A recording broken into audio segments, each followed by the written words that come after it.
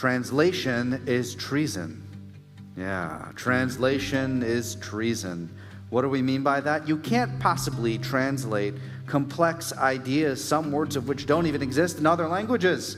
So when translations come, you are missing a lot. I mean, the English expression is something is lost in translation. So when you read something in the Torah that's like, Vaisai na vayar vahine, which is a great expression. It means he lifted up his eyes, he saw, and behold. It's about deep connection that you have with another person. And the translation says, he saw. You lose quite a deal. Translation is treason. Don't do it. Or perhaps better put, when you do a little bit of translation, you need a little unpacking. And we're going to do that kind of unpacking here today, because the Torah is so rich in words that mean so much more than you think they mean. The word pa'am. Pa'am in Hebrew means something like once, an expression, or it means a moment. Like if you are going to begin a story to your kid in Hebrew, you would start out by saying pa'am echat, which means once upon a time. Or if you were to say from time to time in Hebrew, you would say the word lifamim, same root. And then you have one of my favorite verses of Torah. Pharaoh awakes from his dream, vatipa'em rucho. Translation often is something like, his soul was stirred. Pharaoh was agitated. Or Pharaoh's heart was beating really fast. But the word vatipa'em is the verb form of this word for moment. What does that look like? So the way that I often translate this particular verse of Torah, which is going to lead us to a profound concept, which I think the Torah is suggesting, is Pharaoh's soul was momenting in time. Momenting. Look up the word momenting in the dictionary and you will realize that it is not there, because we don't have a word in English to verb time. But that's precisely what the idea of vatipa'em rucho is. The verb form of living in time, or living in a profound moment. So Pharaoh's soul was momenting.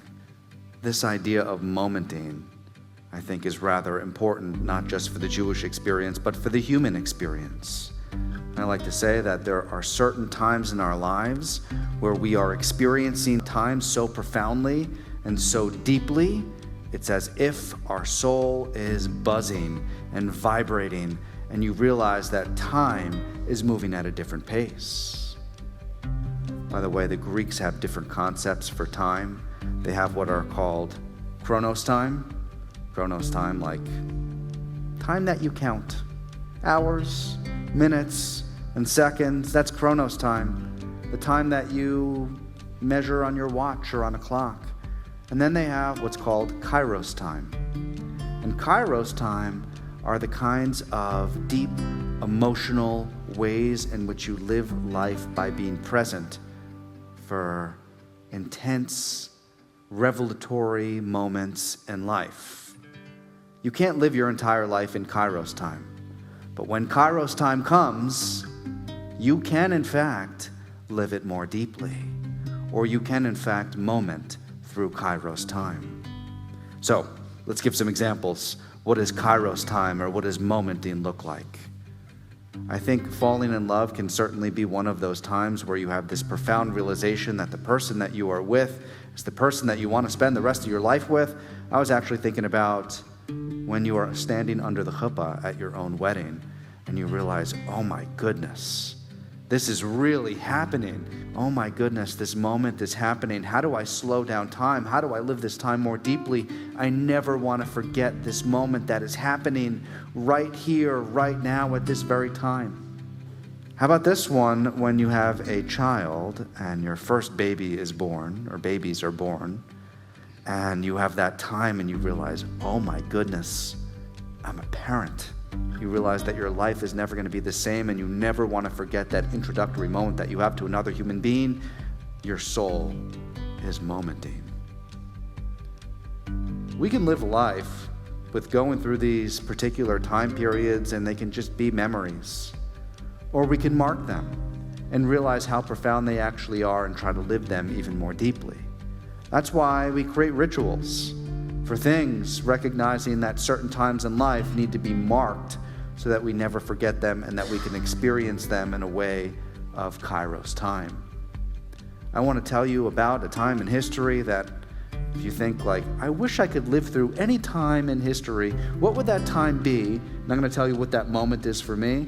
If I could have lived through any time in history, any moment in history, it would have been the moment that the Maccabees re-entered the temple after it was desecrated, after defeating the Seleucid Greeks in one of the greatest underdog victories of all time, came in and rededicated the temple and lit the giant menorah that was in the temple. What a moment that must have been. That's why we have a holiday after this particular moment in history. And it's interesting, the namesake for said holiday, which is Hanukkah. Hanukkah means dedication. Because what the Maccabees did is they rededicated the temple, but they dedicated a moment in time to last forever. They were momenting so hard that they realized we've got to remember what happened here and what we feel this very particular time for the rest of the ages. If you can moment in time, it's a different way of living. It's a different way of experiencing. And I'm going to tell you that quite often we miss moments. There's a great story that's told in the Midrash about what happened when the Israelites were walking through the Sea of Reeds, which, let's just say, that was probably another cool moment in Jewish history to live through. The Israelites walking through the Sea of Reeds and the walls of water on either side, and you're like, oh my goodness, they must have been momenting really hard at that particular time, except there was a problem, that when slaves walked, slaves looked down. And so the story is told of two slaves who are walking through, and they're looking down and they're experiencing the mud.